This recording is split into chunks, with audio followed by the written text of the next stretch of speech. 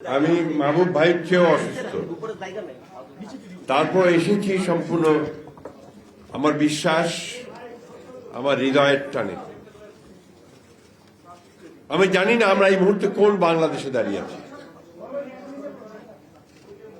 আমার বয়স ৭৮, সারা জীবন সংগ্রাম করেছি একটা স্বাধীন, সার্বভৌম, গণতান্ত্রিক বাংলাদেশ দেখব বলে।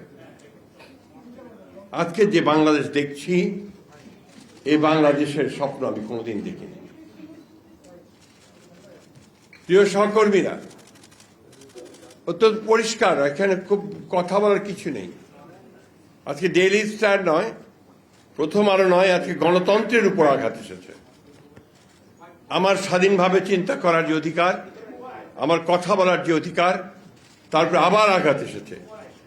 জুলাই যুদ্ধের উপর আঘাত এসেছে, কারণ জুলাই যুদ্ধ ছিল এই দেশের মানুষের অধিকার প্রতিষ্ঠার যুদ্ধ।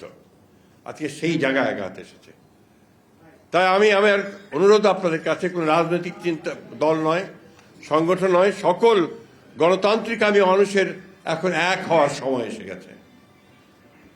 আমরা যারা অন্ধকার থেকে আলোতে আসতে চাই, আমরা যারা আমাদের বাংলাদেশকে সত্যিকার অর্থেই একটা স্বাধীন, সার্বভৌম, গণতান্ত্রিক বাংলাদেশ হিসেবে দেখতে চাই, তাদেরকে আজকে শুধু সচেতন হলে চলবে না, রুখে দাঁড়াতে হবে।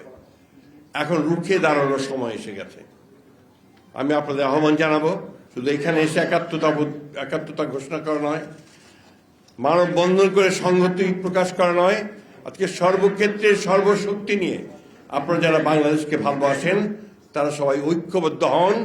এই অপশক্তিকে রুখে দিতে হবে।